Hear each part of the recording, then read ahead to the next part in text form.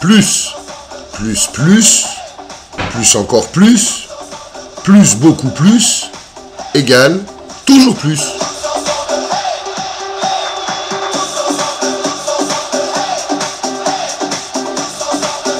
La mobilisation s'est élargie à un grand nombre d'entreprises et de localités.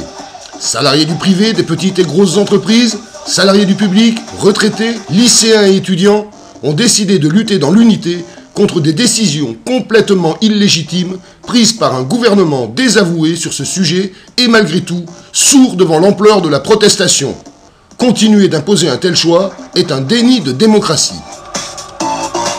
Cette réforme est inacceptable et doit être retirée.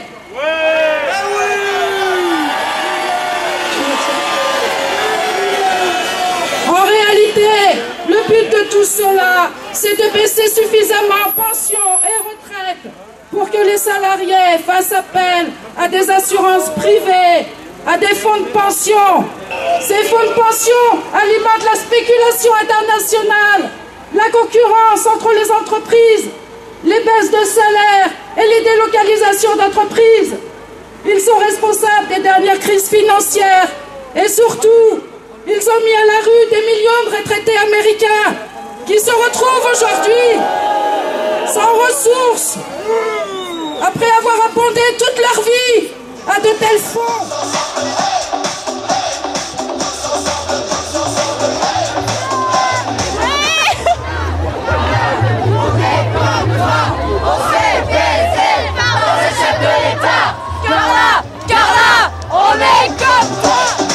Les jeunes ne veulent pas servir de prétexte et d'alibi à l'application d'une réforme qui épargne les plus riches, qui ne règle rien sur le financement, qui obligera les plus jeunes à travailler plus longtemps tout en les privant d'emploi au début de leur vie active et qui baissera durablement le niveau de pension de toutes les générations.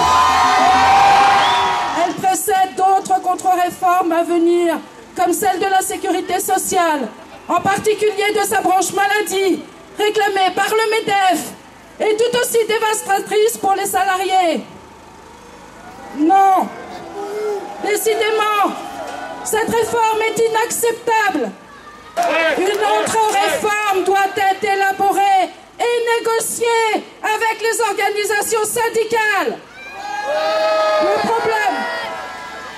Le problème essentiel est celui du financement. Des solutions existent. Elles ont été proposées par les organisations syndicales.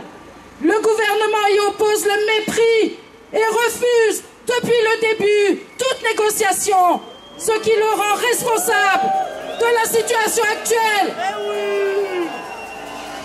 On assiste depuis 30 ans à une baisse de la part des salaires dans la redistribution des richesses produites et à une augmentation des dividendes versés aux actionnaires.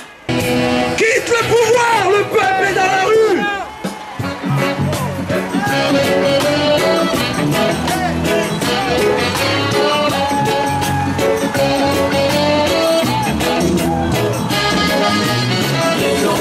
Quitte le pouvoir. Moi je te dis quitte le pouvoir. Quitte le pouvoir. Quitte le pouvoir, je te dis quitte le pouvoir. Alors, moi j'ai de la chance, parce qu'on est un peu en hauteur. C'est noir de monde de là-bas jusqu'au fond.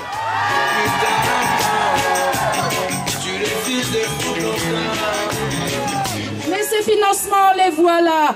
Taxation des bénéfices non réinvestis, élargissement de l'assiette de cotisation, compensation intégrale des cotisations, véritable politique en faveur de l'emploi, générateur de cotisations.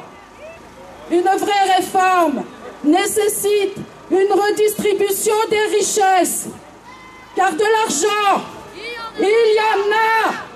36 milliards de dividendes distribués aux actionnaires des entreprises du CAC 40 en 2009.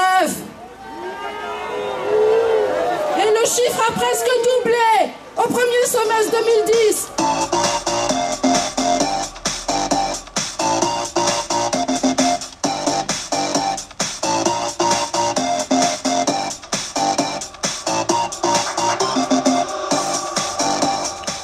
La mobilisation s'est élargie à un grand nombre d'entreprises et de localités.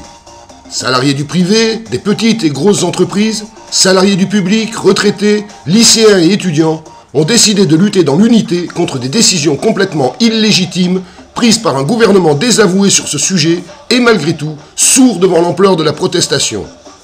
Continuer d'imposer un tel choix est un déni de démocratie.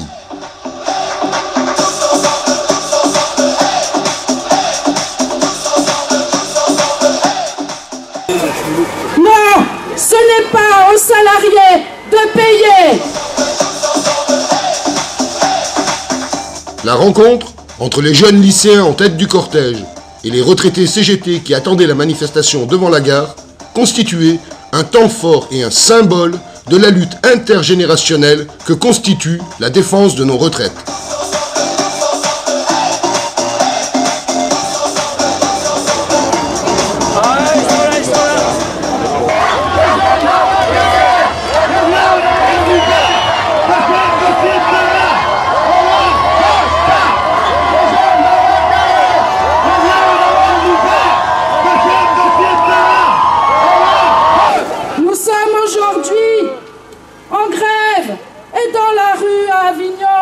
Nous sommes 35 000.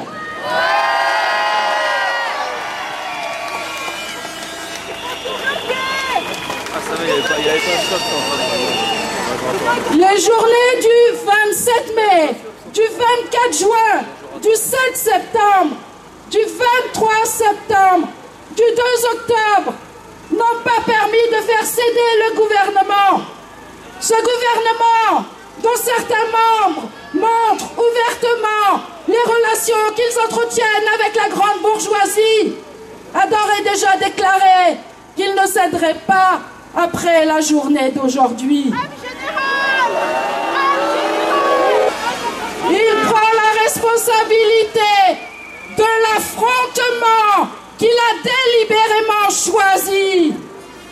Un mouvement reconductible est maintenant nécessaire.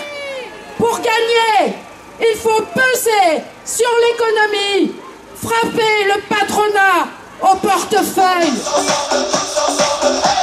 En radicalisant sa posture, le gouvernement pousse les salariés à entreprendre des actions qui placent le pays dans le cadre d'un conflit majeur.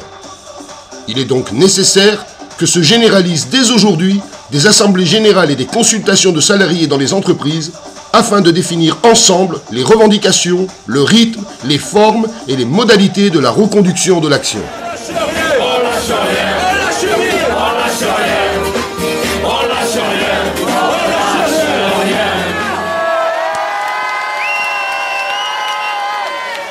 Ils appellent toute la population à nous rejoindre massivement lors de la manifestation du samedi 16 à 10 h à la gare centrale.